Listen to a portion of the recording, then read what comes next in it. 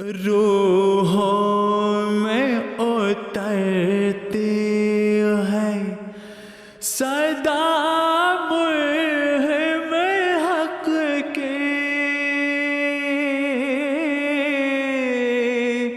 اللہ سے بندے کو ملا دیتے ہر روزے۔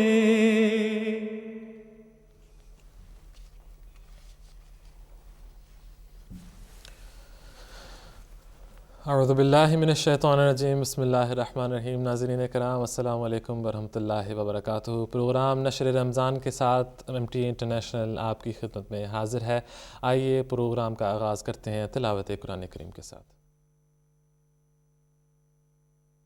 اعوذ باللہ من الشیطان الرجیم۔ انما المؤمنون الذین اذا ذکر اللہ وجلت قلوبهم وَإِذَا تُلِيَتْ عَلَيْهِمْ آيَاتُهُ زَادَتْهُمْ إِيمَانًا وَعَلَى رَبِّهِمْ يَتَوَكَّلُونَ۔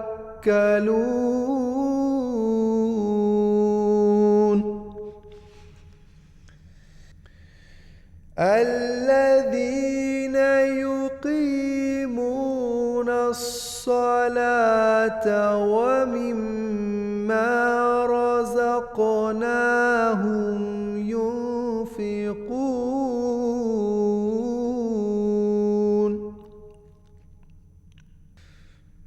أُولَئِكَ هُمُ الْمُؤْمِنُونَ حَقًّا،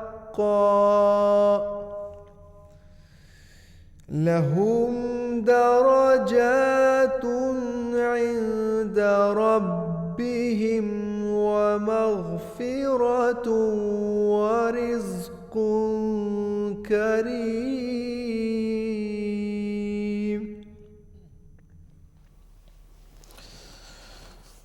ناظرین، یہ تھی آیات 3 تا 5 سورہ الانفال کی۔ بیان فرمودہ حضرت خلیفۃ المسیح ثانی رضی اللہ تعالیٰ عنہ کا بیان فرمودہ ترجمہ آپ کے سامنے پیش کرتا ہوں۔ مومن تو صرف وہی ہیں کہ جب ان کے سامنے اللہ کا ذکر کیا جائے تو ان کے دل ڈر جائیں، اور جب ان کے سامنے اس کی آیات پڑھی جائیں تو وہ ان کے ایمان کو بڑھا دیں۔ نیز مومن وہ ہیں جو اپنے رب پر توکل کرتے ہیں۔ اسی طرح حقیقی مومن وہ ہیں جو نمازوں کو شرائط کے مطابق ادا کرتے ہیں اور جو کچھ ہم نے ان کو دیا ہے اس میں سے خرچ کرتے ہیں۔ یہ مذکورہ بالا صفات رکھنے والے ہی سچے مومن ہیں۔ ان کے رب کے پاس ان کے لیے بڑے بڑے مدارج اور بخشش کا سامان اور معزز رزق ہے۔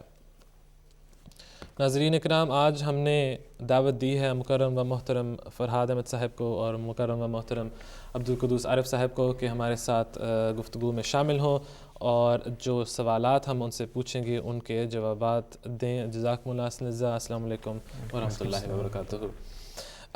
فرحاد صاحب، یہاں پر جو آیات ہم نے پڑھی ہیں سورہ الانفال کی، اللہ تعالیٰ نے تیسری آیت میں فرمایا ہے کہ اذا ذکر اللہ وجلت قلوبہم، اس کا کیا مطلب ہے؟ ان آیات میں خدا تعالیٰ نے مومنوں کی نشانیاں بتائی ہیں کہ مومنوں کی کیا صفات ہیں اور مومن کو کس طرح اپنے آپ کو ڈھالنا چاہیے۔ سب سے پہلی جو بات کی گئی ہے وہ یہ ہے کہ جب ان پر خدا تعالیٰ کی آیات پڑھی جاتی ہیں، خدا تعالیٰ کا ذکر آتا ہے، تو وہ ایسے نہیں کرتے کہ بس ایک کان سے سنی اور دوسرے کان سے نکل گئی، بلکہ یہ ہے کہ وہ اس پر غور و فکر کرتے ہیں اور اس کی وجہ سے ان کے دلوں پر وہ بات اثر رکھ جاتی ہے اور اس کی وجہ سے ان کے دل جو ہیں وہ خشیت میں بڑھتے ہیں اور خدا تعالیٰ کا خوف ان کے دلوں میں بڑھتا ہے۔ اس کے بارے میں حضرت مسلم موعود رضی اللہ عنہ نے بھی فرمایا ہوا ہے کہ بعض لوگ ہیں وہ سمجھتے ہیں کہ بعض لوگ ایسے حرکات کرتے ہیں ظاہر کرنے کے لیے کہ ہم ذکر الہی میں بڑھ گئے ہیں یا ہمارے دل میں بہت خشیت ہے، وہ بعض لوگ اپنے کپڑے پھاڑنے لگ پڑتے ہیں، بعض لوگ ہیں کہ وہ ناچنا شروع کر دیتے ہیں یا مختلف حرکات کرتے ہیں. لیکن حضرت مسلم موعود رضی اللہ عنہ نے فرمایا کہ ان آیات میں یہ جو 5 نشانیاں بیان کی گئی ہیں، ان میں کہیں بھی وہ بات نہیں شامل کہ کسی نے اپنے کپڑے پھاڑے، یا اگر خدا تعالیٰ چاہتا ہے کہ یہ ایک سچے مومن کی نشانی ہے تو ان آیات میں اس کا ذکر کر دیتا کہ وہ مختلف زبانوں میں بولنا شروع کر دیتے ہیں، یا مختلف مذاہب میں اس طرح کر کے لوگ ظاہر کرتے ہیں یا گویا کہ وہ بہت ایمان میں بڑے ہوئے ہیں. لیکن اصل چیز جو ہے وہ یہ ہے کہ انسان کے دل میں کتنا تقویٰ ہے اور انسان کے دل کتنے خشوع و خضوع سے آگے خدا تعالیٰ کے جھکتا ہے. اور حضرت مسلم موعود رضی اللہ عنہ نے ایک اور بات بھی بیان فرمائی ہوئی ہے کہ یہاں پر ایک اور بات جو ہے کہ انسان جو ہے وہ بہت ساری چیزوں سے ڈرتا ہے. بعض لوگ ہیں وہ سانپ سے یعنی ایک غیر معمولی جو معمولی سی چیزیں مثلا سانپ ہے اس سے ڈرنے لگ پڑتے ہیں. بعض لوگ ہیں وہ کسی بلی کے بچے سے بھی ڈر جاتے ہیں. حضور رضی اللہ عنہ فرماتے ہیں کہ کیا خدا تعالیٰ کا تمہارے دلوں میں اتنا بھی خوف نہیں ہے کہ کسی بلی سے تم ڈر جاتے ہو، لیکن جب خدا تعالیٰ کا ذکر تمہارے سامنے آتا ہے تو تمہارے دل میں خوف نہیں پیدا ہوتا.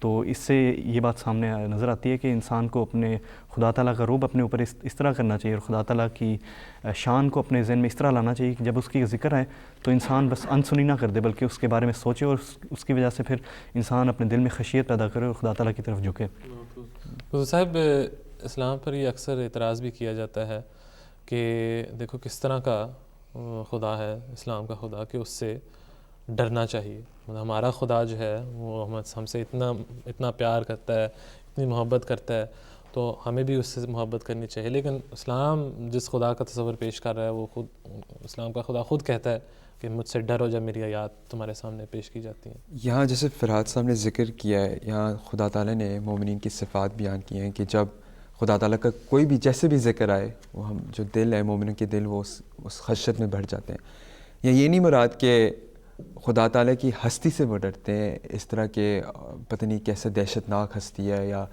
بالکل ہی ہمیشہ غضبناک ہستی ہے، نعوذ باللہ ایسی کوئی بات نہیں ہے. لیکن یہاں خدا تعالیٰ ایک حقیقت بیان کر رہا ہے کہ جو مومنین ہیں ان کے اعمال ایسے ہونے چاہیے کہ ہمیشہ ان کے سامنے یہ مد نظر ہو کہ خدا تعالیٰ انہیں دیکھ رہا ہے، اور جو کچھ بھی وہ کرتے ہیں، جو بھی وہ سر انجام دیتے ہیں، جو افعال وہ کرتے ہیں وہ خدا تعالیٰ کی منشا کے مطابق ہو.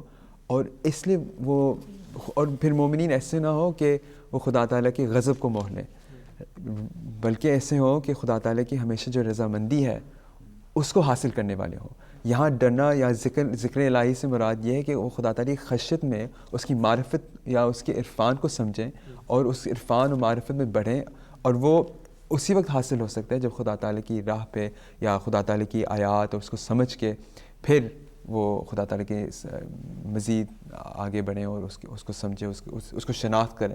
یہاں یہ نہیں مراد کہ خدا تعالیٰ کی ہستی ایسی خوفناک ہستی ہے جس سے وہ ڈرنا چاہیے، بلکہ خدا تعالیٰ وہ مومنین ایسے ہوتے ہیں کہ وہ ہمیشہ خدا تعالیٰ کو اپنے سامنے رکھیں اور اس کے جو احکام ہیں اس پہ وہ عمل کریں اور خدا تعالیٰ کی پھر محبت اس طرح وہ جیتیں. بالکل. اور یہ وہی جیسا کہ آپ نے بتایا کہ ایک طرح سے خدا تعالیٰ کی رضا کھو جانے کا خوف ہوتا ہے انسان کے. جیسے کہ بچے ہیں وہ والدین کی ناراضگی موہنا نہیں چاہتے. یہ نہیں ہے کہ وہ اپنے والدین سے ایسے ڈرتے ہیں جیسے کوئی چور سے ڈرتے ہیں یا کسی ڈاکو سے ڈرتے ہیں، بلکہ اس قسم کا خوف اور یہ خوف بالکل آپس میں جدا جدا ہیں. خدا تعالیٰ نے فرمایا ہوا ہے کہ ایک طرح سے جو ماں باپ کا رشتہ ہے اس سے خدا تعالیٰ نے انسان اور بندے کے رشتے کو جوڑا ہوا ہے ایک طرح سے، اور وہ یہی مراد ہے کہ انسان جیسا کہ اپنے والدین کے لیے کہ وہ جانتا ہے کہ کتنے شفقت کرنے والے والدین ہیں یا کتنی رحمانیت ان کے دل میں پائی جاتی ہے، تو انسان اس کی وجہ سے ان کی خوشنودی کو کھونا نہیں چاہتا. اور یہی بات ہے کہ انسان جانتا ہے کہ خدا تعالیٰ نے کتنے احسان کیے ہوئے ہیں، کتنا شفیق ہے، لیکن پھر بھی انسان اس کی رضا کے خلاف چلے. وہ انسان کے بس رضا کھونے کا ڈر ہے جو انسان کے دل میں ہونا چاہیے. جیسے کہ آج نے ایک حدیث میں بھی فرمایا کہ مومن ایسے ہوتے ہیں کہ وہ کم از کم ان کا ایمان ایسے ہوتا ہے کہ وہ خدا تعالیٰ کو دیکھ رہے ہیں. یعنی یہ ہمیشہ ان کے مد نظر رکھتا ہے خدا تعالیٰ ہمیں دیکھ رہا ہے اور ہم ایسی چیزیں سر انجام دیں یا ایسے افعال ہم سر انجام دیں جو خدا تعالیٰ کی رضامندی کا ہم مورد بنیں، اور یا پھر کم از کم اس طرح ہونا چاہیے کہ خدا تعالیٰ انہیں دیکھ رہا ہے. تو یہ ایسی چیزیں حدیث نے بھی اس کو واضح طور پہ بیان کیے. تو یہ جو اعتراض جو کرتے ہیں ہمارے غیر مسلمان دوست، غلط اعتراض ہے. خدا تعالیٰ ایسا ہستی بالکل اس کی نہیں ہے کہ وہ بس خوفناک ہستی ہے، لیکن یہ مومنین پہ ایک ان کے لیے ایک بتایا کہ خدا تعالیٰ کی ذکر میں ہمیشہ مشغول رہو، اور پھر جب آپ اس ذکر میں مشغول رہو گے تو آپ کو ہمیشہ خدا تعالیٰ یاد رہے گا، اور پھر ہمیشہ ایسے احکام سے نجات دو گے، یا اس کی جو احکام ہے ہمیشہ اس کی اتباع کرو گے جو راہ راست کی طرف وہ لے کے جانے والی ہوں۔ بہت ساری حدیث حضور صلی اللہ علیہ وسلم کی جو تعلق انسان کا خدا اور خدا کا انسان کے ساتھ ہے، ماں باپ کی آپ نے ابھی مثال دی، تو اللہ تعالیٰ یا جتنی محبت ایک ماں اپنے بچے سے کرتی ہے، حضور نے یہی فرمایا ہے کہ خدا تعالیٰ انسان سے کئی گنا زیادہ محبت کرتا ہے، اور وہ خوشی جو خدا تعالیٰ کو ہوتی ہے جب انسان خدا تعالیٰ کی طرف آتا ہے، دوڑتا ہے، دعا کرتا ہے، اس سے التجا کرتا ہے، وہ کئی گنا زیادہ ہے جو کہ ایک ماں کو ہوتی ہے جب اس کا بچہ جو ہے اس کی طرف آتا ہے۔ فرحات صاحب، جیسے کہ آپ نے بتایا تھا کہ ان آیات میں 5 بڑے بڑے موٹے موٹے نکات جو ہیں وہ بیان کیے گئے ہیں، ظاہر ہے کہ وہ سارے تو ہم یہاں پر اب ٹائم نہیں ہوگا ہمارے پاس۔ تو اگلی آیت میں جو اللہ تعالیٰ فرماتا ہے کہ اللہ دینا مومنین کی جو صفات ہے، یہ وہی لوگ ہیں جو کہ نماز کو قائم کرتے ہیں، یقیمون الصلاۃ، اور یہ وہی ایکسپریشن ہے جو کہ بار بار قرآن مجید میں دہرائی گئی ہے، اور اس خاص طور پر اقامت الصلاۃ کا ذکر ہے کہ نماز کو قائم کرو۔ اس کا کیا اگر مختصراً مطلب بتا سکیں؟ یہ بہت ایک اہم خدا تعالیٰ کا حکم ہے کہ نماز کو قائم کریں، اور یہاں پہ بعض لوگ ہیں وہ نماز کے پڑھنے کے عادی ہوتے ہیں، اور بس ان کی عادت میں یہ شامل ہو جاتا ہے کہ وہ نماز پڑھیں، لیکن ادھر خدا تعالیٰ نے جو الفاظ استعمال کیے ہیں وہ یہ ہے کہ نماز کو قائم کرتے ہیں، یعنی نماز کی تمام شرائط، یعنی نماز کو کھڑا کرتے ہیں، نماز جیسے اس کی حق ادا کرنے کا جیسا اس کا حق ہے اس کو حق کو ادا کرنے کی کوشش کرتے ہیں، اور اس کے حق ادا کرنے میں ایک ہی بات ہے کہ جب آپ نماز پڑھ رہے ہوں تو ایسا نہ ہو کہ آپ کے خیالات کہیں اور ہوں، بلکہ خیالات کو انسان کے بار بار جو خیالات گرتے ہیں کہیں اور خیالات چلے جاتے ہیں۔ نماز کو قائم کرنے سے مراد ہے کہ انسان جو ہے پوری توجہ کے ساتھ خدا تعالیٰ کے سامنے جب کھڑا ہو، تو جب انسان ایک کسی بادشاہ کے سامنے فرض کیا کھڑا ہو تو اس کو یہ کوئی اور خیال نہیں آتا کہ اب کیا ٹائم ہو گیا ہے یا اب کہیں اور جانا ہے، یا کوئی اور کھچڑی ذہن میں نہیں پکڑی ہوتی، بلکہ وہ انسان جو ہے اس کے بالکل پوری توجہ ادھر ہوتی ہے۔ اسی طرح خدا تعالیٰ نے فرمایا کہ نماز کو میرے سامنے جب تم کھڑے ہو تو میرے سے بڑی ہستی اور کون ہے، اس لیے جب میرے سامنے کھڑے ہو تو پوری توجہ کے ساتھ کھڑا ہونا چاہیے، اور یہ نماز کے قیام کی شرائط میں سے، اور یہ بھی شرط ہے کہ آپ جب نماز ادا کر رہے ہوں تو آپ کوشش، جیسے خدا تعالیٰ نے فرمایا کہ باجماعت نماز ادا کرنی چاہیے، تو نماز باجماعت کا بھی ایک بہت بڑا فرض ہے۔ بہت سارے حضور نے بھی کئی موقعوں پہ فرمایا ہے کہ لوگوں کو موقع ملتا ہے تو وہ بچوں کو چھٹی والے دن سیر کے لیے لے کے جاتے ہیں، لیکن چھٹی والے دن کو آپ اس لیے بھی استعمال کریں کہ آپ مسجد میں لے کے جائیں، اگر آپ کے پاس مسجد نہیں ہے کہ عام دنوں میں آپ جا سک رہے ہیں، تو اس طرح کے اگر آپ موقعوں کو استعمال کریں گے خدا تعالیٰ کی عبادت کے لیے اور خدا تعالیٰ کی رضا حاصل کرنے کے لیے، تو آپ دیکھیں گے آپ کی زندگی بھی آہستہ آہستہ ایک بہت بابرکت رنگ اختیار کرنے لگ پڑے گی۔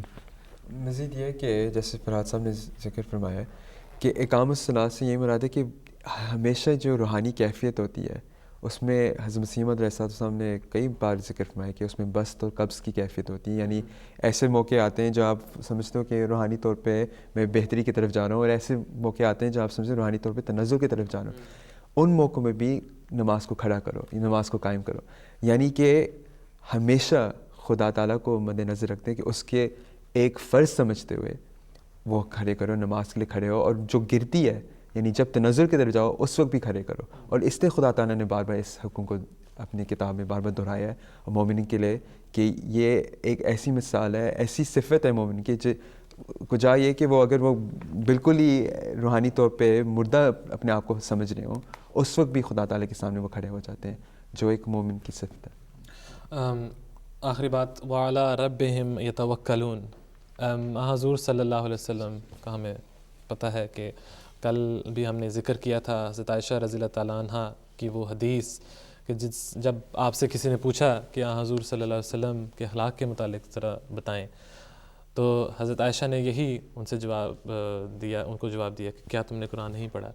اب توکل کی بہت ساری مثالیں ہیں حضور صلی اللہ علیہ وسلم کی زندگی میں، حضرت مسیح موعود علیہ السلام کی زندگی میں۔ توکل کا کیا مطلب ہے، اور اگر ایک دو مثالیں آپ بتا سکیں؟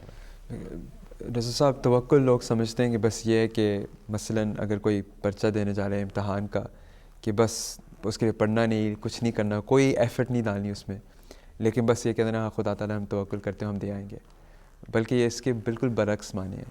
قرآن کریم میں اس کا ہمیں اس طرح ذکر ملتا ہے کہ جب آن سسوں کو خدا تعالیٰ مثلا مشورے کا کہتا ہے کہ مشورے لو، شاورہم فی الامر، کہ تم مومنین سے اپنے جو صحابہ ہیں ان سے مشورے لو، پھر فَإِذَا عَزَمْتَ فَتَوَكَّلْ عَلَى اللَّهِ، یعنی ہر قسم کی کوشش کے بعد اس پہ پختہ ارادہ کر لو اور پھر خدا تعالیٰ پہ توکل کرو۔ حدیث میں یہ ذکر آتا ہے کہ پہلے اونٹ کی ٹانگ باندھو پھر توکل کرو، یعنی کہ یہ نہ کہہ دینا کہ بس اس کو کھلا چھوڑ دو اور جیسے وہ مرضی چاہے اور یہی سوچو کہ شاید کل بھی وہ وہیں موجود ہوگا۔ ایسی بات نہیں، توکل یہ ہے کہ اپنی طرف سے ہر قسم کی کوشش کرو، جو دنیاوی اسباب ہیں جو خدا تعالیٰ نے انسان کے لیے پیدا کیے ان کو مضبوطی سے تھام لو، ان کو پکڑو، ان کو اپنے لیے استعمال کرو، اور پھر خدا تعالیٰ پہ جو بھی سخم جو کمی رہ جاتی ہے انسان کی کوشش میں، پھر اس وقت خدا تعالیٰ پہ توکل کرو کہ خدایا ہم نے اپنی طرف سے تو کوشش کر لی ہے لیکن ہم اب تیرے سپرد یہ کام کرتے ہیں۔ یہ توکل ہے، اور یہ اصل میں مفہوم ہے توکل اللہ کا۔ بعض لوگ یہ مراد لے لیتے ہیں کہ توکل کو ایک طرح سے اپنی سستی کا دوسرا نام دے دیتے ہیں کہ اب خود انسان سست ہے، یا دوسرے مذاہب میں بھی بعض کا دیکھا گیا ہے کہ کسی نے نہیں تیاری کی ایگزامس کے لیے، تو ایگزام سے ایک دن پہلے وہ اگر کوئی بت پرست ہے تو بتوں کے سامنے جا کے وہ سر ٹیک رہا ہے یا اور طریقے سے اختیار کر رہا ہے۔ تو خدا تعالیٰ نے بھی جیسا کہ حضور صاحب نے کہا کہ حضور صلی اللہ علیہ وسلم نے یہی سنت بتائی ہے کہ آپ پورے اپنے انتظام کر لو، پھر جب آپ نے گھٹنا باندھ دیا ہے تو پھر جو آگے ہوگا وہ خدا تعالیٰ پر چھوڑ دینا چاہیے، اس پر یقین رکھنا چاہیے۔ حضور صلی اللہ علیہ وسلم کی زندگی میں بھی ہم یہی دیکھتے ہیں بالکل۔ مثلا حضور صلی اللہ علیہ وسلم غار ثور کا جو واقعہ ہے، کیا خوبصورت اس میں مثال ملتی ہے توکل کی، کہ حضور صلی اللہ علیہ وسلم جب حضرت ابوبکر کو فکر ہوئی کہ اب کیا بنے گا، یہ تو ہمارے بالکل سامنے غار کے بالکل سامنے ان کے پاؤں نظر آ رہے ہیں، اور فکر بھی آنسوں کی حفاظت کی فکر تھی، یہاں یہ نہیں تھی کہ اپنی فکر کوئی تھی، بالکل کہ نبی کریم صلی اللہ علیہ وسلم کی فکر تھی، جیسا کہ آپ نے کہا ہے۔ تو حضور صلی اللہ علیہ وسلم نے اس وقت یہی فرمایا کہ لا تحزن ان اللہ معنا، کہ تو نہ غم کر، یقیناً اللہ ہمارے ساتھ ہے۔ تو یہ وہ توکل ہے جو حضور صلی اللہ علیہ وسلم کی زندگی میں ہمیں بارہا ملتا ہے کہ ایسے موقع پر انسان کے حواس کھو بیٹھتے ہیں، لیکن حضور صلی اللہ علیہ وسلم کا دیکھیں کہ کتنا خدا تعالیٰ پر یقین تھا کامل کہ جو مرضی ہو جائے، خدا تعالیٰ نے وعدہ کیا ہوا ہے کہ واللہ یعصمک من الناس، کہ اللہ تعالیٰ تجھے لوگوں سے بچائے گا۔ تو خدا تعالیٰ پر حضور صلی اللہ علیہ وسلم کا اتنا کامل یقین تھا کہ ایسے مشکل موقعوں پر جب کہ انسان کے عام حالات میں حواس کھو جاتے ہیں، حضور صلی اللہ علیہ وسلم نے اپنے خدا تعالیٰ پر ایک ایسی مثال قائم کی کہ جو آج تک دنیا میں ملتی نہیں ہے۔ بہت خوب۔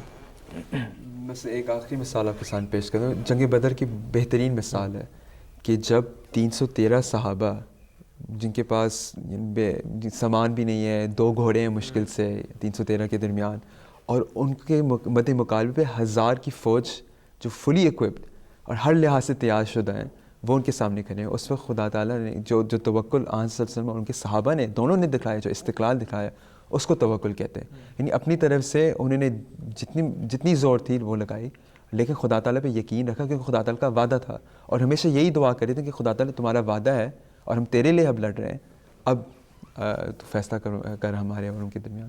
تو جزاکم اللہ حسن۔ ناظرین، جس طرح کہ ہم نے ابھی اپنے مہمانوں سے سنا، خدا تعالیٰ کا تصور جو اسلام پیش کرتا ہے وہ ہرگز اس طرح کا نہیں ہے جس طرح کا اعتراض اسلام کے خلاف اٹھایا جاتا ہے کہ بہت خوفناک، بہت ڈرانے والا خدا ہے، بلکہ اسلام کا خدا وہ خدا ہے جس نے اپنی انسانیت، اپنی مخلوق سے اتنا پیار کیا، اتنا محبت کی کہ حضور صلی اللہ علیہ وسلم جیسا عظیم الشان نبی اس دنیا میں مبعوث فرمایا، اور اس کے بعد بھی وہ فیضان جو حضور صلی اللہ علیہ وسلم کے ذریعے اس دنیا میں آیا کہ خدا تعالیٰ سے کلام کرنا، خدا تعالیٰ سے گفتگو کرنا، وہ دروازہ ابھی تک کھلا ہے۔ جس طرح کہ حضرت مسیح موعود علیہ السلام نے بار بار اپنی تحریرات میں، اپنے ارشادات میں فرمایا کہ خدا تعالیٰ اب بھی بولتا ہے جس طرح کہ وہ پہلے بولتا ہے، اب بھی وہ اپنے لوگوں سے، اپنے انسانوں سے، اپنی مخلوق سے ہم کلام ہوتا ہے، گفتگو کرتا ہے، ان کی دعائیں قبول کرتا ہے اور ان سے بولتا ہے جس طرح کہ وہ پہلے بولتا تھا۔ ناظرین، پچھلے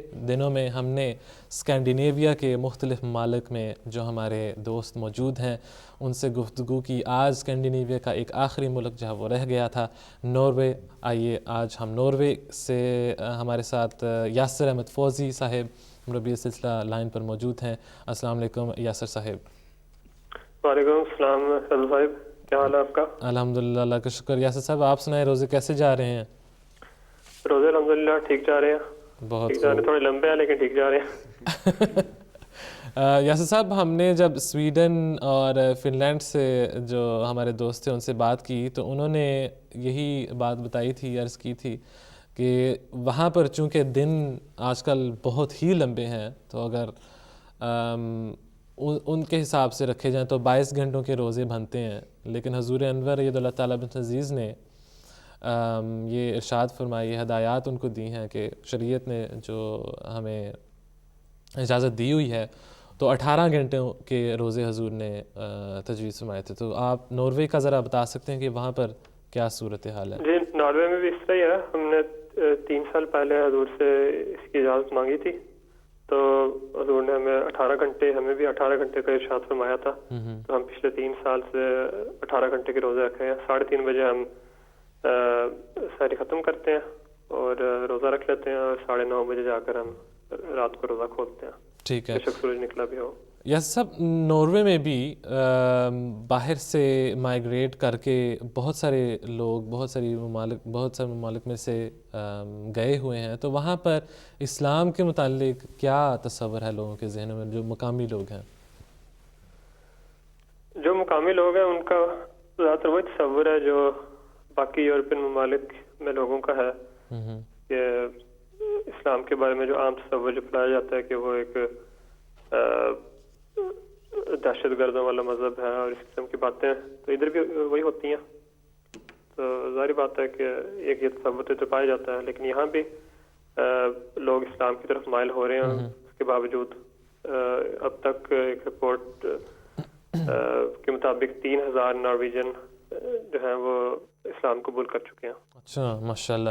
ہم چند تصاویر بھی جو ہیں وہ ناظرین کو دکھا رہے ہیں. تبلیغی لحاظ سے آپ ذرا کچھ بتا سکتے ہیں کہ ناروے جماعت نے کن کن پروگرام کا اہتمام کیا, تبلیغی مہمات جو ہے وہ کیسی جا رہی ہیں اور کس طرح پیغام جو ہے وہ پہنچایا جا رہا ہے اور اس کی فیڈ بیک کیا ہے؟ تبلیغی پروگرام جو ہمارے ہوتے ہیں وہ یہی اسی طرح ہم تبلیغ سٹال کافی لگاتے ہیں, مذاہب عالم کے کانفرنس ہوتے ہیں, اور ہمارا اس سال پہلی دفعہ پیس کانفرنس بھی ہوا. ابھی کل پرسوں ہی ایک ڈیبیٹ تھی, ایک مناظرہ تھا جو کچھ مرتد دہریوں نے ارینج کیا تھا. تو اس کا موضوع بھی ارتداد ہی تھا, اسلام سے ارتداد. تو اس پہ بھی میں بھی کل پرسوں اوسلو سے ہو کے آیا تھا, اس پہ حصہ لیا تھا. ٹھیک ہے. اور سب یہاں پر آپ نے جو عرض کیا کہ 3000 جو ہیں مسلمان ناروے میں ہیں, تو ان میں یہ رمضان کے دوران کیا مسلمان ہو چکے ہیں؟ جی 3000 نارویجن جو ہیں وہ اسلام میں داخل ہو چکے ہیں. ہاں جی, اس کے علاوہ 3000 مسلمان تو بہت زیادہ ہیں. بہت بالکل وہی. تو ان میں بتائیں ذرا رمضان کا, ان میں سے یقیناً چند ایک ایسے بھی ہوں گے جن کا پہلا رمضان اس سال ہو رہا ہے, تو ان کے کیا مطلب ان کے کیا خیالات ہیں, کس طرح انہوں نے رمضان کو محسوس کیا؟ اس طرح تو مجھے نہیں پتا کہ جو نارویجن ہیں ان کو کیسا لگتا ہے رمضان. بعض تو کے بارے میں نے پڑھا تھا کہ وہ بس ان کا یہ تھا کہ دعا تھی ان کی کہ انشاءاللہ رمضان ہم اگر ہم نے پہلی دفعہ رکھنا ہے وہ کیسا گزرتا ہے. تو انہیں امید تو تھی کہ ٹھیک گزر جائے گا, لیکن جی ٹھیک ہے. تو یہاں پر جماعت میں افطاری اور درس اور تراویحوں کے انتظامات جو ہیں ان کے متعلق اگر کچھ ہم پوچھ سکیں.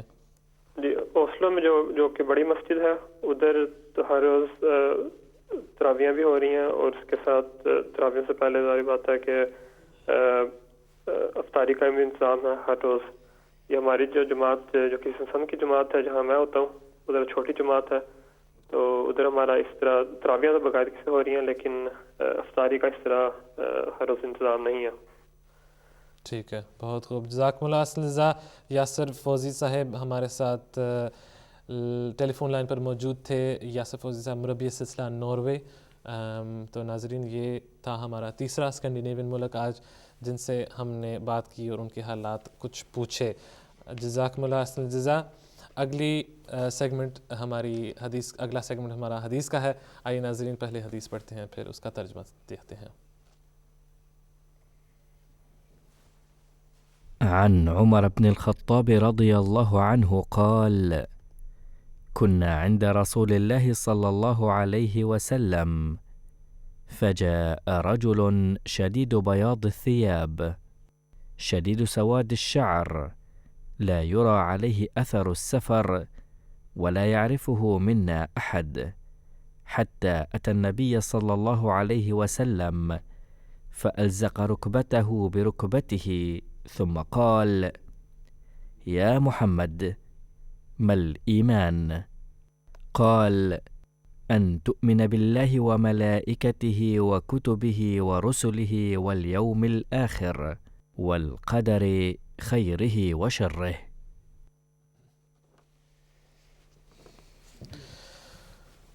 حضرت عمر بن خطاب رضی اللہ تعالیٰ عنہ بیان کرتے ہیں کہ ہم حضرت صلی اللہ علیہ وسلم کے حضور بیٹھے ہوئے تھے کہ آپ کے پاس ایک آدمی آیا جس کے کپڑے بہت سفید تھے اور بالوں کا رنگ بہت سیاہ تھا. اس پر سفر کی کوئی علامت دکھائی نہیں دیتی تھی اور نہ ہم میں سے کوئی اسے پہچانتا تھا. وہ آیا اور حضرت صلی اللہ علیہ وسلم کے گھٹنے کے ساتھ اپنا گھٹنا ملا کر مؤدب بیٹھ گیا اور عرض کیا: اے محمد صلی اللہ علیہ وسلم، ایمان کسے کہتے ہیں؟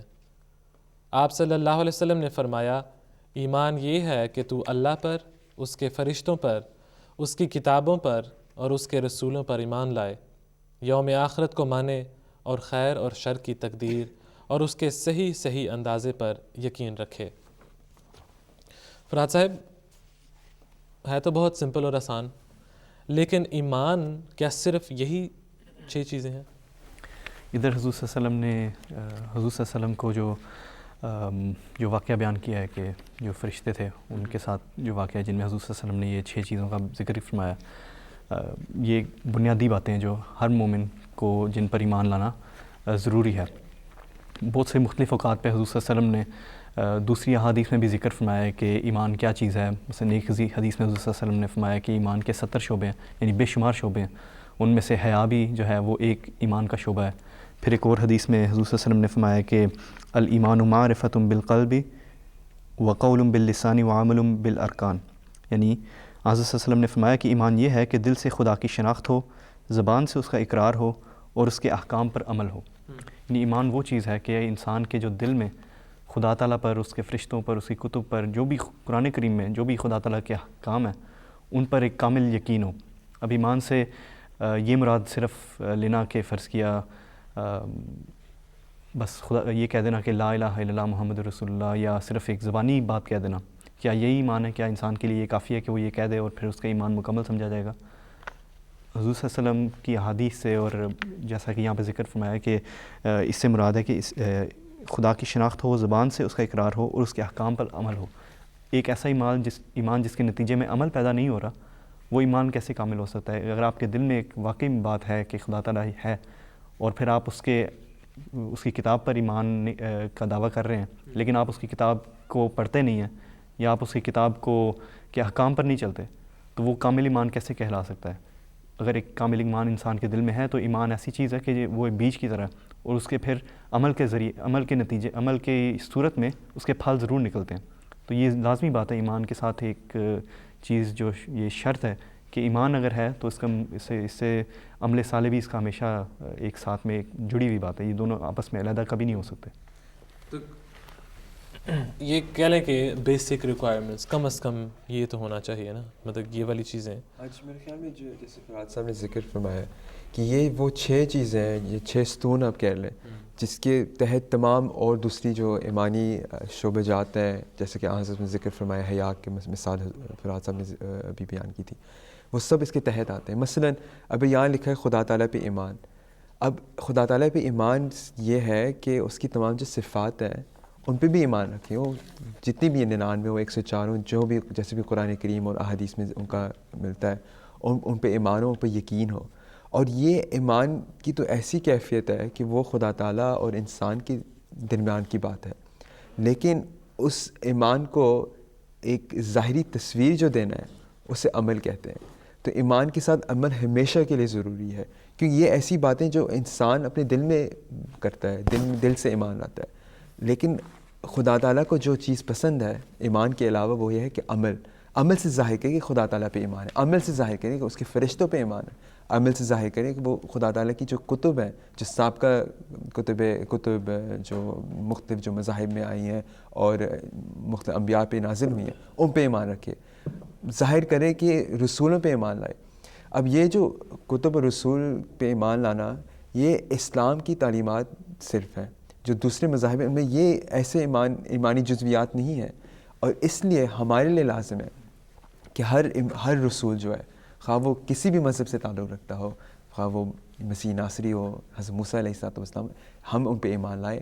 اس لیے ہمارے لیے ممکن ہی نہیں ہے کہ ہم ان بزرگان اور ان انبیاء کے خلاف کچھ بات کر سکیں, اس لیے یہ تو ہماری ایمان ضائع کرنے والی بات ہے. تو اس لیے یہ ایسی تعلیم ہے جو بالکل مکمل ہے اور اسلام کے ساتھ مختص ہے, اور دوسرے تمام جو مذاہب ہیں ان میں یہ تعلیم نہیں پائی جاتی. اس لیے اسلام وہ مذہب ہے جو کامل ہے, اور جیسے کہ قرآن کریم میں اس کا ذکر کرتا ہے کہ خدا تعالیٰ نے اس کی تکمیل کیا ہے, اور خدا تعالیٰ کے نزدیک جو اصل مذہب ہے وہ اسلام ہے. بالکل یہی بات حضور صلی اللہ علیہ وسلم نے بھی ایک اور حدیث میں بھی, جب حضور صلی اللہ علیہ وسلم سے کسی صحابی نے آ کے پوچھا کہ ایمان کیا چیز ہے, تو حضور صلی اللہ علیہ وسلم نے تب ایسی آیت کی طرف اشارہ کیا جو صاف واضح کر دیتی ہے کہ اس کا صرف ایک ظاہری منہ سے بول دینے کا تعلق نہیں ہے, بلکہ اس سے مراد عمل بھی اس میں, اس کا بہت بڑا حصہ اس میں عمل کا بھی ہے. بالکل. اور حضور صلی اللہ علیہ وسلم نے جس آیت کی طرف اشارہ فرمایا تھا وہ یہ تھا کہ اعوذ باللہ من الشیطان الرجیم لیس البر ان تولوا وجوہکم قبل المشرق والمغرب ولکن البر من آمن باللہ والیوم الآخر والملائکۃ والکتاب والنبیین وآت المال علی حبہ ذوی القربى. پھر آیت میں آگے مزید ذکر آتا ہے کہ کون لوگ جو ہیں وہ ان لوگوں میں شامل ہیں کہ جن کو صدقات وغیرہ دی جا سکتے ہیں. یعنی اس حدیث میں, اس آیت میں خدا تعالیٰ نے یہ فرمایا ہے کہ یہ تقویٰ یا یہ نیکی نہیں ہے کہ تم ایک خاص طرف اپنا چہرہ رخ موڑ دو یا ایک خاص الفاظ بولو, بلکہ نیکی اور تقویٰ جو ہے وہ اصل چیز ہے جو دل میں پائی جاتی ہے, اور اس کے نتیجے میں جو عمل پیدا ہوتے ہیں. پھر آگے خدا تعالیٰ فرماتا ہے کہ وَأَقَامَ الصَّلَاةَ وَآتَى الزَّكَاةَ وَالْمُوفُونَ بِعَهْدِهِمْ, کہ جو اپنے عہدوں کو پورا کرتے ہیں, اپنی نماز کا حق ادا کرتے ہیں. یہ ساری باتیں جو ہیں یہ ایمان کے ساتھ اس کا ایک گہرا تعلق ہے, اور یہ ہیں ایمان. آپ یہ نہیں کہہ سکتے کہ میں مومن ہوں لیکن اسی وقت پہ آپ یہ بھی کہہ دیں کہ میں قرآن کے مطابق عمل نہیں کرنا چاہتا. جیسے کہ پہلے جو ہم نے آیات شروع میں پڑھی تھی ان میں بھی یہی تھا کہ مومنوں کی وہ 5 نشانیاں بیان کی گئی تھیں کہ وہ نیکیوں میں کس طرح آگے بڑھتے ہیں. جزاکم اللہ سنزا. ناظرین اکرام, روحانی معاہدہ آپ کے سامنے ابھی ہم نے تھوڑا سا پیش کیا, ابھی ظاہر ہے کہ پروگرام کا اگلا حصہ جو ہے وہ بھی باقی ہے. MT انٹرنیشنل اسٹوڈیوز پاکستان کی طرف سے جسمانی معاہدے کا ایک چھوٹا سا کلپ جس طرح کے روز ہم آپ کے سامنے پیش کرتے ہیں, آئیے دیکھتے ہیں آج کی کس ڈش کی ترکیب جو ہے وہ دکھائی جاتی ہے. بسم اللہ الرحمن الرحیم. السلام علیکم ورحمۃ اللہ وبرکاتہ. آج ہم آپ کے سامنے بریڈ پکوڑا لے کے آئے ہیں جس کی ترکیب کچھ یوں ہے. سب سے پہلے ہم پیاز یوز کریں گے فائن چاپ کیا ہوا, اس کے بعد گرین چلی فائن چاپ کی ہوئی, اس کے بعد پالک ہے سپینچ اس کو بھی ہم باریک کاٹ لیں گے. اس کے بعد بیسن استعمال کریں گے ہم اس میں. پھر چاول کا پاؤڈر استعمال کریں گے. چاول کا پاؤڈر ہم اس میں اس لیے استعمال کریں گے اس کے بریڈ کے سلائس کے اندر آئل نہیں جائے گا, اس کو روکنے کے لیے یہ مدد کرتا ہے. اس کے بعد ہم ریڈ چلی استعمال کریں گے, پھر سالٹ استعمال کریں گے, اس کے بعد چائنیز نمک استعمال کریں گے اس میں, اور اس کے بعد ہم میٹھا سوڈا یا بیکنگ پاؤڈر دونوں میں سے کوئی بھی چیز ہم استعمال کر سکتے ہیں, لیکن ابھی ہم اس میں استعمال کریں گے میٹھا سوڈا.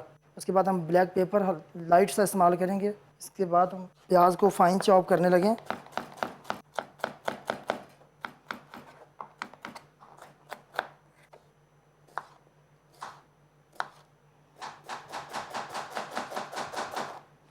ہم نے اپنا آئل بھی گرم کرنے کے لیے رکھ دیا چولہے پہ. اس کے بعد گرین چلی اس کو ہم باریک کاٹ لیں گے.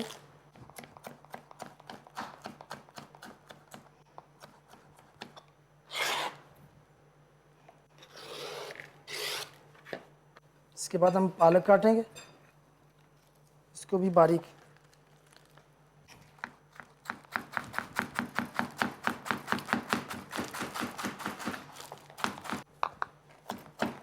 تھوڑا اور فائن کریں گے اس کو تاکہ بیٹر بالکل پلین بنے ہمارا. اس میں ہم نے 3 چیزیں مکس کر دی ہیں. اس کے بعد ہم اس میں سب سے پہلے بیسن استعمال کریں گے 6 سے 7 چمچ.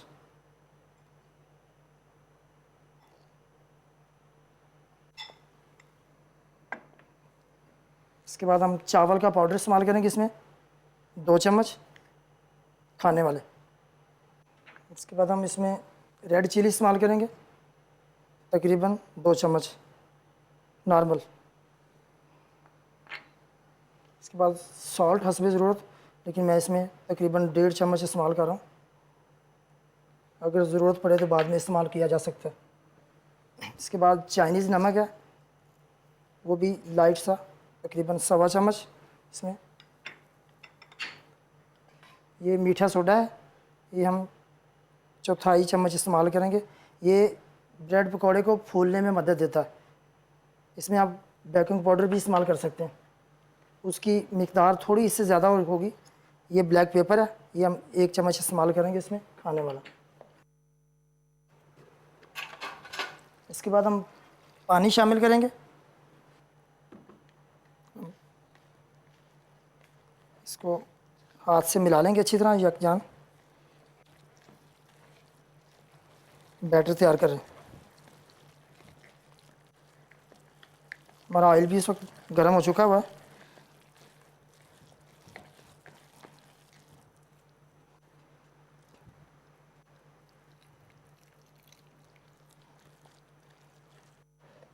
یہ ہمارا بیٹر تیار ہے.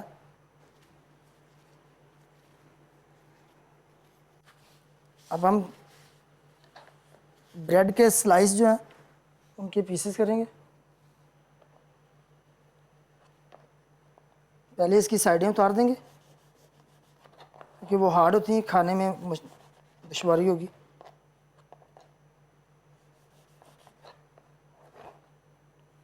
چاروں سائڈیں اس کی ہم اتار دیں گے. اس کو آپ 2 طرح سے بنا سکتے ہیں.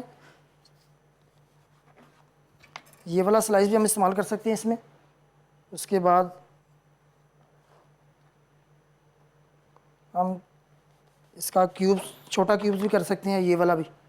ٹھیک ہے، دونوں میں یہ ذرا کمفرٹیبل رہتا ہے کھانے میں.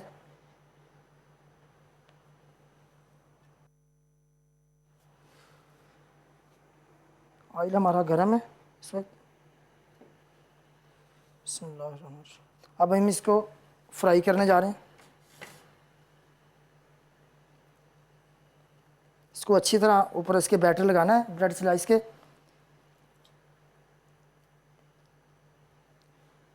اور آئل میں چھوڑ دینا ہے فرائی کرنے کے لیے. درمیانی آنچ پہ اس کو پکائیں تاکہ اس کا میدا جو ہے سوری اس کا جو بیٹر ہے وہ اچھی طرح پک سکے، اندر سے کچا نہیں رہے گا. اگر درمیانی آنچ پہ ہم پکائیں گے، اگر تیز آنچ پہ پکائیں گے ہم تو اندر سے بیٹر کچا رہ جائے گا. ابھی ہم ساتھ ہی ساتھ اس کی پریزنٹیشن کے لیے کچھ تیاری کریں گے. تب تک ہمارے جو بریڈ پکوڑا ہے وہ فرائی ہو جائے گا.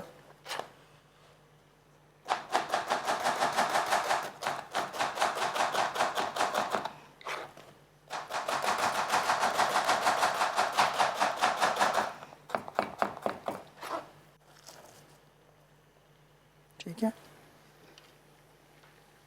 اس کا ہم سائڈ پھر چینج کریں گے. یہ گولڈن براؤن ہو رہا ہے آہستہ آہستہ، اور کچھ ہی دیر بعد انشاءاللہ ہمارا بریڈ پکوڑا تیار ہوگا.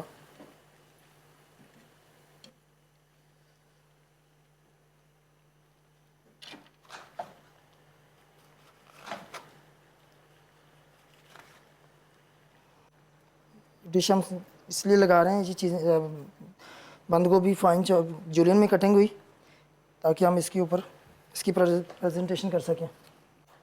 بند گوبھی جولین میں اینڈ ٹماٹر اور شملہ مرچ اس کے سلائس.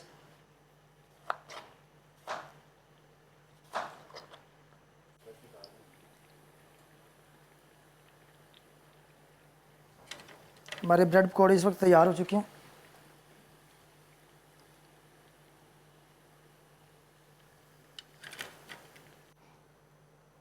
अभी हम इसकी प्रेजेंटेशन करेंगे।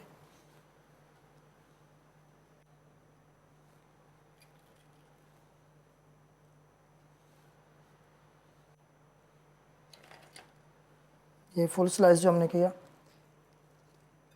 बड़े वाला, ब्रेड पकौड़े बिल्कुल फुल एंड फाइनल तैयार। ये थी आज की हमारी ब्रेड पकौड़े की रेसिपी जो हमने आपके सामने तैयार की। ब्रेड पकौड़े बनाने के लिए हमें चाहिए बारीक कटा प्याज हस्बे ज़रूरत, बारीक कटी मिर्च 50 ग्राम, पालक हस्बे ज़रूरत, बेसन 6 बड़े चम्मच, चावल का पाउडर 2 बड़े चम्मच, लाल मिर्च 2 चाय के चम्मच, नमक हस्बे ज़रूरत, चाइनीज़ नमक 1 चम्मच, मीठा सोडा 1 चम्मच, काली मिर्च 1 टीस्पून। ब्रेड पकौड़े बनाने के लिए तमाम अशिया को एक बाउल में डालकर पानी मिलाकर अच्छी तरह से मिक्स कर लें। ब्रेड के टुकड़े हस्बे ज़रूरत काट लें और बैटर में अच्छी तरह से डिप करके मीडियम आंच पर फ्राई करें। शिमला मिर्च, बंद गोभी और टमाटर से गार्निश करें।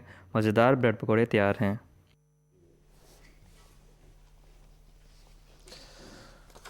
जी नाज़रीन, ये थी ब्रेड पकौड़ों की तरकीब जो कि बहुत मेहनत के साथ MT इंटरनेशनल स्टूडियोज़ पाकिस्तान की तरफ से तैयार किए गए थे और हमें भेजे गए थे ताकि आप इससे मुस्तफ़ीज़ हो सकें। जज़ाकुमुल्लाह खैर।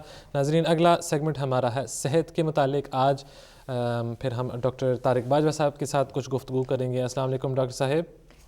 वालेकुम। जी डॉक्टर साहब, आज हम ज़रा हड्डियों और जॉइंट्स के मुतालिक कुछ बात करना चाहते हैं। बहुत सारे लोग ख़ास तौर पर इन ममालिक में मौसम की वजह से या और ग़ज़ा की वजह से ये जॉइंट्स और हड्डियों के उनको तकलीफ़ होती है और दर्दें होती हैं, तो उसकी अगर वजूहात आप हमें बता सकें कि क्या ज़्यादा वजूहात हैं या सिर्फ़ 1-2 वजूहात हैं, किस वजह से ये मसला जो है वो बढ़ता है? अच्छा, ये 2 बातें आपने की हैं। एक तो ये कि हड्डियां और दूसरी जॉइंट्स, अब दोनों अगर से मिल के 2 हड्डियां मिल के एक जॉइंट बनता है, लेकिन हड्डियों की सेहत और जॉइंट्स की सेहत दोनों का ताल्लुक ज़रा क्योंकि क़दरे मुख्तलिफ है, तो पहले मैं हड्डियों की बात करता हूँ। इन ममालिक में खुसूसी तौर पे जो आपने जिक्र किया कि यहाँ पे दर्द ज़्यादा होते हैं, सबसे ज़्यादा जो कमी है यहाँ पे वो धूप की कमी है। तो कैल्शियम का ताल्लुक हड्डियों की सेहत के साथ है, क्योंकि हड्डी का ज़्यादातर हिस्सा जो है कैल्शियम पर मबनी होता है। कैल्शियम को एब्जॉर्ब करने के लिए विटामिन डी की ज़रूरत होती है, और विटामिन डी वो वाहिद विटामिन है जिसके लिए अल्लाह ताला ने खुराक पर यानी इंसान पर इंहिसार नहीं किया कि वो खुराक खाएगा तो उसको विटामिन डी मिल जाएगा। अल्लाह ताला ने इंसान की जो जिल्द है, स्किन के अंदर ये सलाहियत रखी है कि वो धूप जब उस पर पड़ती है, अल्ट्रावायलेट रेज, तो वो विटामिन डी बजाते खुद बना सकती है।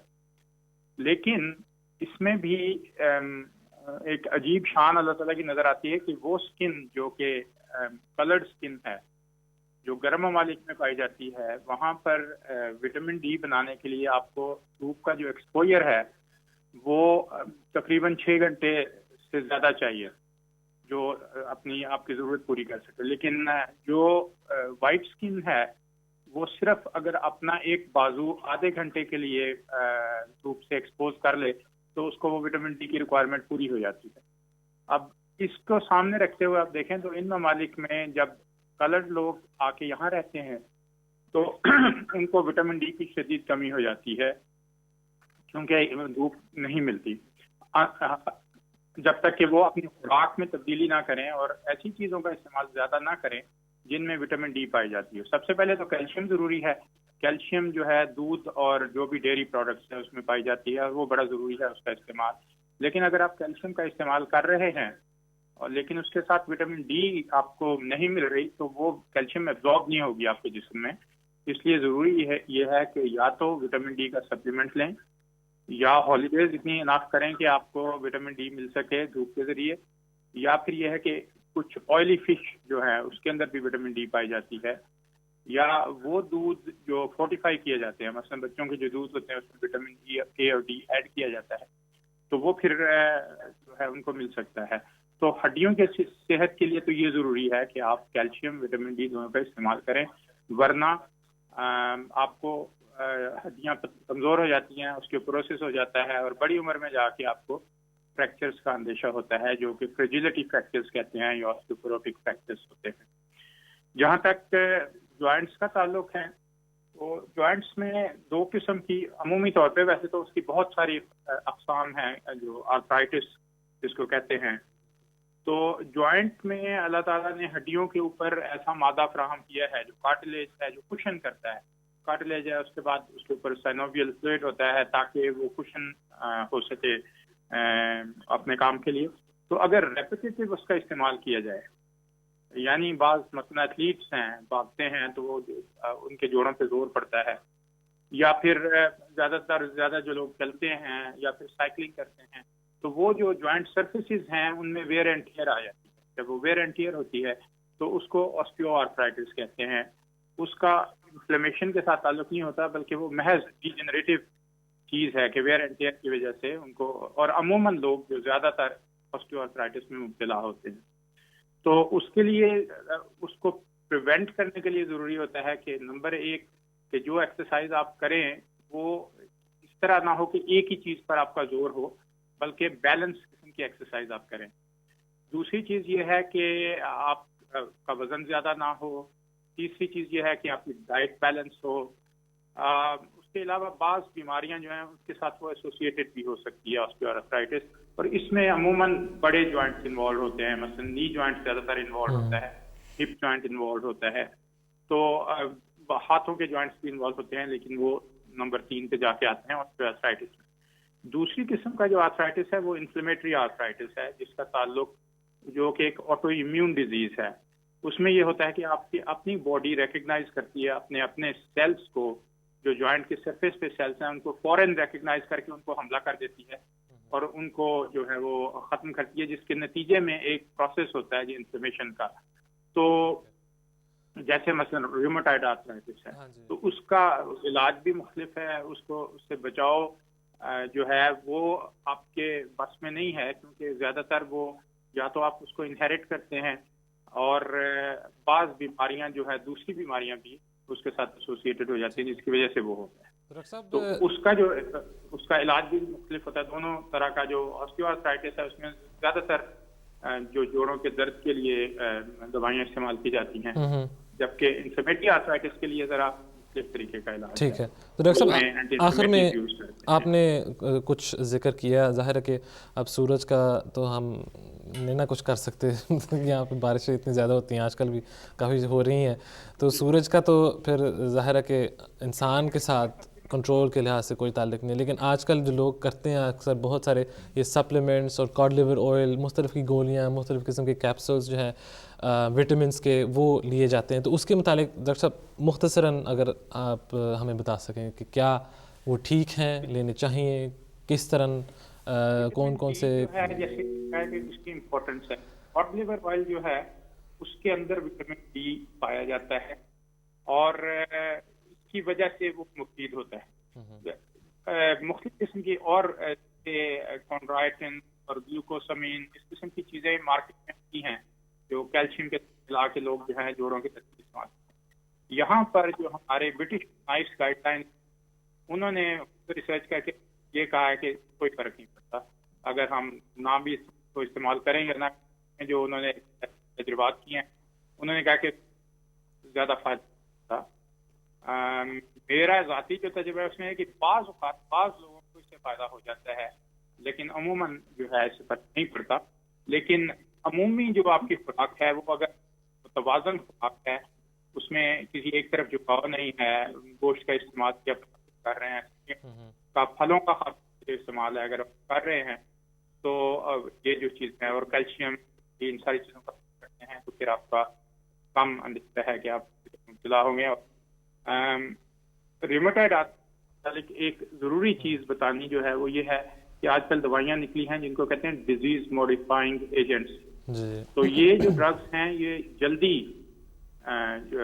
جتنی جلدی، کیونکہ یہ چھوٹی عمر میں بھی ہو جاتا ہے ریومیٹائڈ آرتھرائٹس، کو ضروری نہیں ہے اس کا عمر کے ساتھ تعلق نہیں، ٹھیک ہے. تو جتنی جلدی وہ ڈائگنوز ہو اتنی جلدی وہ دوائیاں شروع کر دیں تو پھر جوائنٹس جو ہیں ان میں زیادہ خرابی نہیں آتی, تباہی نہیں ہوتی ان کی. ٹھیک ہے. تو اس کی طرف توجہ کرنی چاہیے, جلدی تشخیص اور پھر اس کا جلدی علاج. بہت خوب. جزاکم اللہ احسن. ڈاکٹر طارق باجا صاحب ہمارے صحت کے سیگمنٹ میں ہمارے ساتھ شامل تھے. جزاکم اللہ ڈاکٹر صاحب. انشاءاللہ کل پھر بات ہوگی.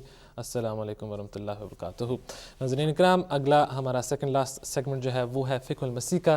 حضرت مسیح موعود علیہ الصلوۃ والسلام نے متعدد مجالس میں بہت ساری جگہوں پر فقہ کے لحاظ سے بہت سارے ارشاد بیان فرمائے.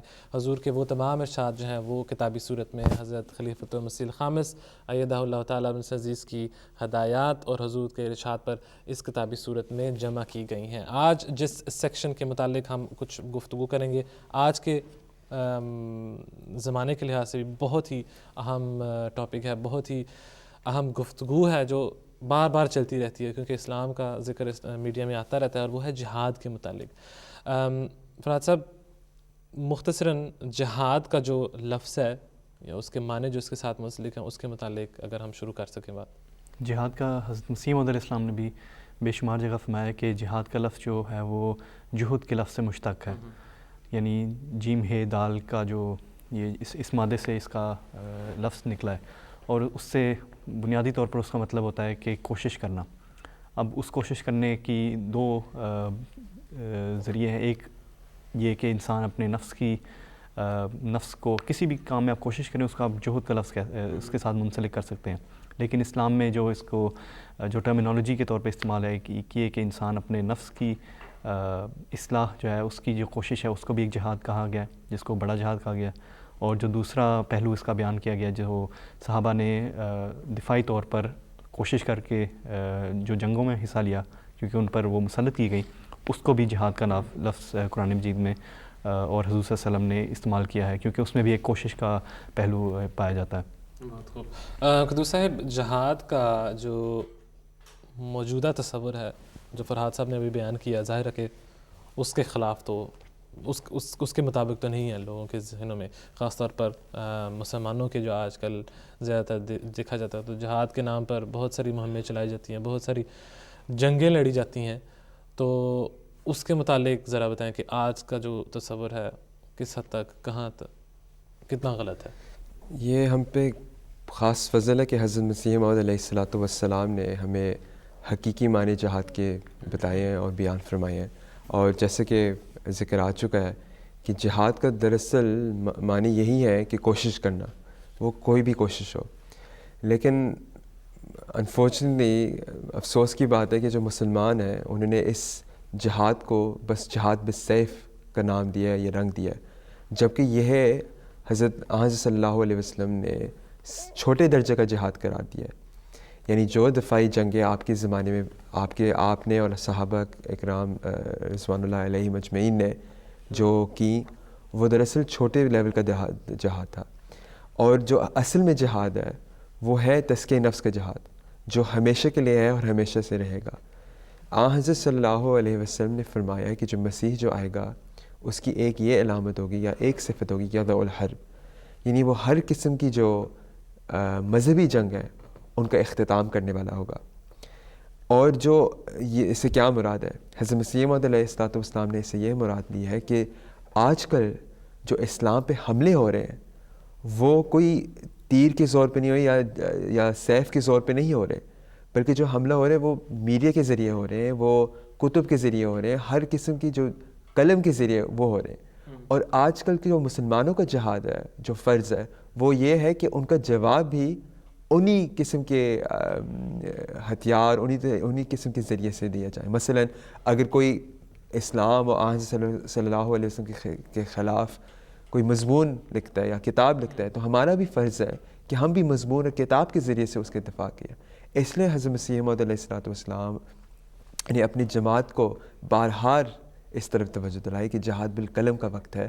یعنی جہاد جو آج کل جو یعنی لکھنے کا جہاد ہے, تو یہ ہے اصل کانسیپٹ جہاد کا. اور مسلمانوں میں یہ غلط تصور پایا جاتا ہے کہ جب مسیح آئے گا, جب وہ مبعوث ہوگا, خدا تعالیٰ ایک مہدی بھی بھیجے گا جو خونی مہدی ہوگا, جس کا کام یہ ہوگا کہ ہر جگہ جا کے فزیکلی کسر سلیب کرے گا، اور جو بھی نعوذ باللہ جو بھی غیر مسلمان اقوام اور لوگ ہوں گے ان کے ساتھ لڑے گا اور ان کو فورسفلی جبراً اسلام میں داخل کرے، جو بالکل صریح قرآن اور صریح حدیث سے مخالف بات ہے۔ تو یہ حضرت مسیح موعود علیہ السلام پہ ہم پہ بے حد کرم و احسان ہے کہ انہوں نے ہمارے سامنے یہ بات بیان کر دی کہ یہ جو کانسیپٹس جو مسلمانوں میں پائے جاتے ہیں وہ غلط ہیں، اور حقیقی معنی یہ ہیں جو حضرت مسیح علیہ السلام نے بیان کیا۔ اور حضرت مسیح موعود علیہ السلام نے بھی یہ فرمایا کہ اگر یہ جو غلط تصور جو پایا جا رہا ہے اس سے اسلام کو کوئی آپ فائدہ نہیں پہنچا رہے، صرف نقصان ہی ہو رہا ہے۔ بارہا حضرت مسیح موعود علیہ السلام نے فرمایا کہ اگر آپ یہ جاری رکھو گے اور جیسا کہ آپ کر رہے ہو، اس کا صرف اور صرف نقصان ہوگا۔ آج ہم دیکھتے ہیں کہ کس طرح جو تنظیمیں اٹھتی ہیں جہاد کے نام پر، وہ اسلام کا نام صرف بدنام کر رہی ہیں۔ لوگوں کے ذہن میں یہ پکا تصور ہو چکا ہے کہ اب اسلام جو ہے وہ ایسی چیز ہے کہ جو غیر مسلم اقوام میں وہ چل ہی نہیں سکتا ان کے ساتھ۔ تو یہ صرف اسلام کے ساتھ ناانصافی ہے کہ آپ اس کو وہ رنگ دے جو اسلام کا ہے ہی نہیں۔ بالکل ناانصافی ظاہر ہے۔ حضرت مسیح موعود علیہ السلام نے مختصر میں یہ پڑھ دیتا ہوں کہ اب جہاد کیوں حرام ہے، جہاد بالسیف کی حضور بات کر رہے ہیں۔ حضور فرماتے ہیں اس جگہ ہمیں یہ بھی افسوس سے لکھنا پڑا کہ جیسا کہ ایک طرف جاہل مولویوں نے اصل حقیقت جہاد کی مخفی رکھ کر لوٹ مار اور قتل انسان کے منصوبے عوام کو سکھائے اور اس کا نام جہاد رکھا ہے، اسی طرح دوسری طرف پادری صاحبوں نے بھی یہی کارروائی کی اور ہزاروں رسالے اور اشتہار اردو اور پشتو وغیرہ زبانوں میں چھپوا کر ہندوستان اور پنجاب اور سرحدی ملکوں میں اس مضمون کے شائع کیے کہ اسلام تلوار کے ذریعے سے پھیلا ہے اور تلوار چلانے کا نام اسلام ہے، جس کا نتیجہ یہ ہوا کہ عوام نے جہاد کی دو گواہیاں پا کر، یعنی ایک مولویوں کی گواہی اور دوسری پادریوں کی شہادت، اپنے وحشیانہ جوش میں ترقی کی۔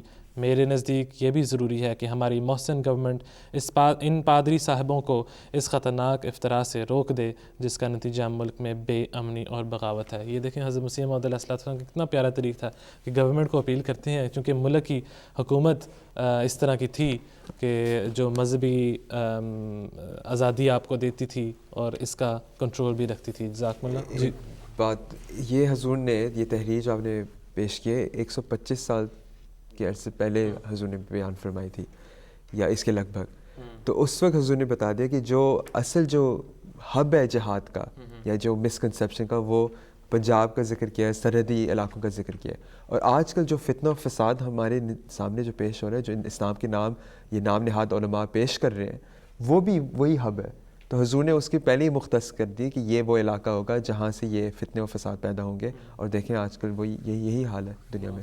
جزاکم اللہ استنزا۔ ناظرین، آج کی کتاب کا تعارف، جس کتاب کا ہم تعارف کرنے جا رہے ہیں وہ ہے کشتی نوح۔ کشتی نوح کی کتاب جو ہے وہ روحانی خزائن کا اگر سیٹ آپ کے پاس موجود ہے تو جلد 19 میں وہ کتاب شامل ہے۔ حضرت مسیح موعود علیہ السلام نے یہ کتاب اکتوبر 1902 میں شائع کی، اور اس کتاب کا کچھ پس منظر، کچھ بیک گراؤنڈ کچھ یوں ہے کہ اس وقت ہندوستان میں حضرت مسیح موعود علیہ السلام نے ایک خواب میں دیکھا کہ کچھ لوگ کالے رنگ کے پودے لگا رہے ہیں، بہت ہی خوفناک، بہت ہی مطلب دردناک قسم کے، خوفناک قسم کے پودے تھے۔ تو حضور نے پوچھا جو وہ پودے لگا رہے تھے ان سے کہ یہ کس قسم کے پودے ہیں، یہ کیا ہے؟ تو جس سے حضور نے پوچھا اس نے جواب دیا کہ یہ تعاون کا پودا ہے۔ تو حضرت مسیح موعود علیہ السلام نے اس پیش گوئی کے مطابق پنجاب میں جب تعاون پھیلی تو گورنمنٹ کی طرف سے ٹیکے کا بھی انتظام کیا گیا گورنمنٹ کی طرف سے کہ تاکہ لوگ اس سے بچ سکیں۔ حضرت مسیح موعود علیہ السلام نے خدا تعالیٰ سے یہ خبر پا کر کہ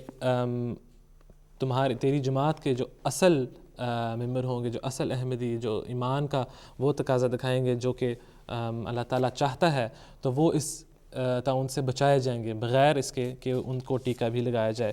حضور فرماتے ہیں اگر ہمارے لیے ایک آسمانی روک نہ ہوتی تو سب سے پہلے رعایا میں ہم ٹیکے کراتے، اور آسمانی روک یہ ہے کہ خدا نے چاہا ہے کہ اس زمانہ میں انسانوں کے لیے ایک آسمانی رحمت کا نشان دکھاوے، سو اس نے مجھے مخاطب کر کے فرمایا کہ تو اور جو شخص تیرے گھر کی چار دیواری کے اندر ہوگا اور وہ جو کامل پیروی اور اطاعت اور سچے تقوی سے تجھ میں محو ہو جائے گا، وہ سب تعاون سے بچائے جائیں گے۔ ناظرین، یہ تمام کتب الاسلام پر لائبریری سیکشن میں اردو اور انگلش کی سیکشن ہے اس میں موجود ہیں، وہاں پر جائیے، ڈاؤن لوڈ کیجئے، پڑھیے اور اس سے مستفیض ہوئیے۔ جزاکم اللہ سنزا عبدالقدوس عارف صاحب اور فرحاد احمد صاحب، آپ ہمارے ساتھ موجود تھے یہاں پر اسٹوڈیوز میں، اسی طرح ڈاکٹر طارق باجوہ صاحب اور یاسر فوزی صاحب ناروے سے ہمارے ساتھ شامل تھے۔ جزاکم اللہ سنزا۔ ناظرین اکرام، کل انشاءاللہ پھر ملاقات ہوگی، تب تک کے لیے اجازت دیجیے۔ السلام علیکم ورحمۃ اللہ وبرکاتہ۔